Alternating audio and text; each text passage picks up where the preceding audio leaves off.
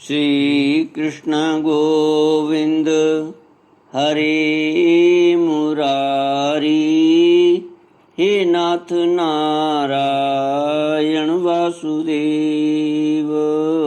ओम नमो भगवते वासुदेवाय। ओम नमो भगवते वासुदेवाय।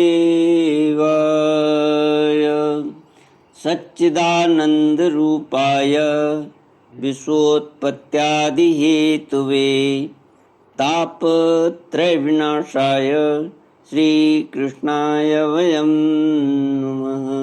श्री कृष्णाय वयं नमः। सच्चित आनंद स्वरूप परमात्मा जो सृष्टि के उत्पत्ति, पालन और श्रृंगार करता है तथा जीवों के आध्यात्मिक, आदि दैविक, आदि भौतिक तापों को नष्ट करने वाले हैं, अर्थात जीवों के मानसिक, शारीरिक और भौतिक दुखों को दूर करने वाले हैं, उन श्री कृष्ण भगवान को हम नमस्कार करते हैं। श्री कृष्ण गोविंद हरे मुरारी, हे नाथ नारायण वासुदेव।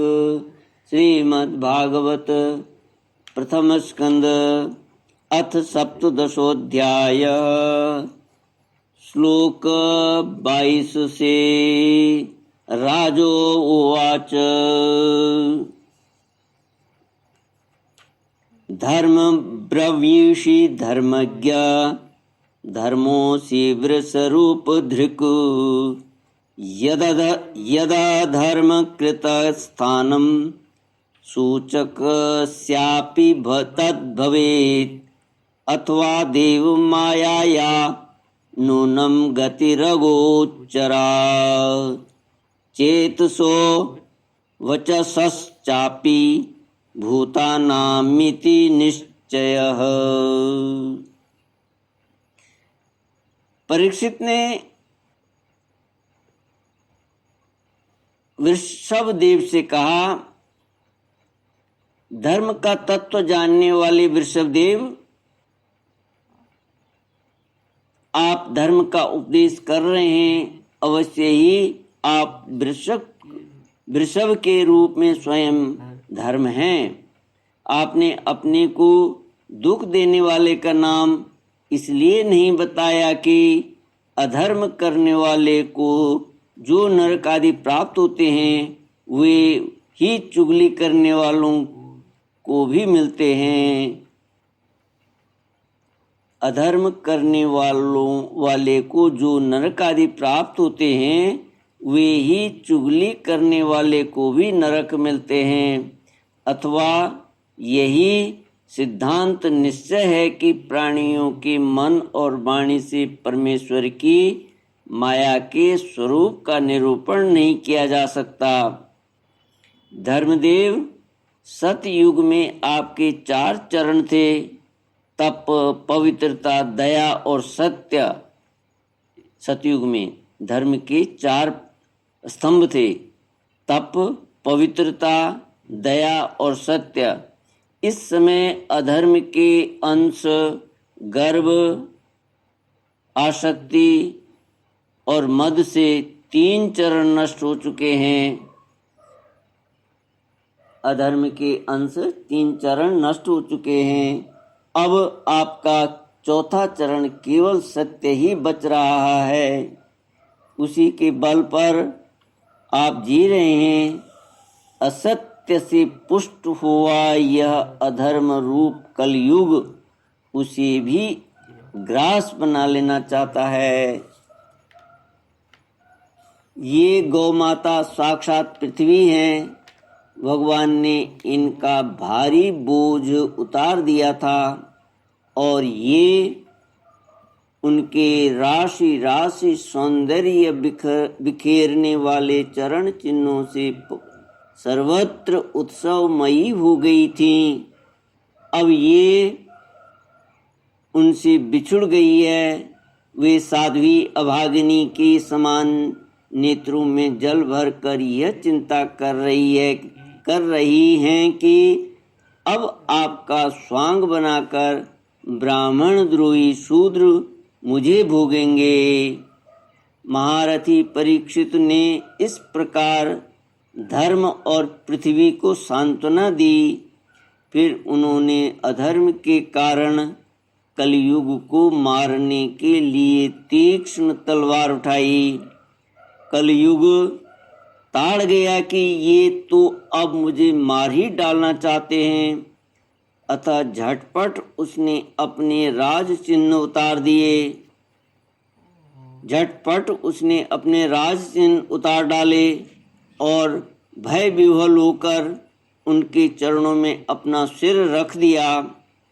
परीक्षित बड़े यशस्वी, दीन वत्सल और शरणागत रक्षक थे। उन्होंने जब कलयुग को अपने पैरों पर पड़े देखा तो कृपा करके उसको मारा नहीं, अपितु हंसते हुए से उससे कहा, परीक्षित, अब तू हाथ जोड़कर शरण आज गया। तब अर्जुन के यशस्वी वंश में उत्पन्न हुए किसी भी वीर से तुझे कोई भय नहीं है, परंतु तू अधर्म का सहायक है, इसलिए तुझे मेरे राज्य में बिल्कुल नहीं रहना चाहिए। तेरे राजाओं के शरीर में रहने से ही लोभ, झूठ, चोरी, दुष्टता, स्वधर्म त्याग, दरिद्रता, कपट, कलह, दंभ और दूसरे पापों की बढ़ती हो रही है। अतः अधर्म के साथी इस ब्रह्मावर्त में तू एक क्षण के लिए भी न ठहरना, क्योंकि यह धर्म और सत्य का निवास स्थान है। इस क्षेत्र में यज्ञ विधि के जानने वाले महात्मा यज्ञों के द्वारा यज्ञ पुरुष भगवान की आराधना करते रहते हैं। इस देश में भगवान श्री हरि यज्ञों के रूप में निवास करते हैं। यज्ञों के द्वारा उनकी पूजा होती है और वे यज्ञ करने वालों का कल्याण करते हैं।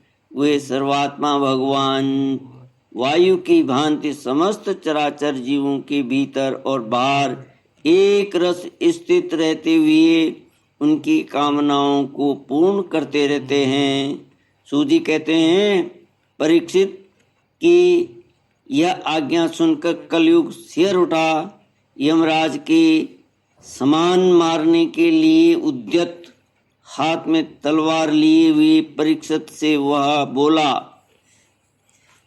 कलयुग ने कहा, सार्वभौम, आपकी आज्ञा से जहाँ कहीं भी मैं रहने का विचार करता हूँ, वहीं देखता हूँ कि आप धनुष पर बाण चढ़ाए खड़े हैं। धार्मिक शिरोमणि, आप मुझे वह स्थान बतलाइए जहाँ मैं आपकी आज्ञा का पालन करता हुआ स्थिर होकर रहूं। सूजी कहते हैं, कलयुग की प्रार्थना स्वीकार करके राजा परीक्षित ने उसे 4 स्थान दिए। द्यूत, मद्यपान, स्त्री संग और हिंसा। इन स्थानों में कर्म से असत्य, मद, आसक्ति और निर्दयता, ये 4 प्रकार के अधर्म करते हैं। उसने और भी स्थान मांगे। तब समर्थ परीक्षित ने उसे रहने के लिए एक और स्थान सुवर्ण धन दिया। इस प्रकार कलयुग के 5 स्थान हो गए: झूठ, मद, काम, वैर और रजोगुण। परीक्षित के दिए हुए इन 5 स्थानों में अधर्म का मूल कारण कली उनकी आज्ञाओं का पालन करता हुआ निवास करने लगा।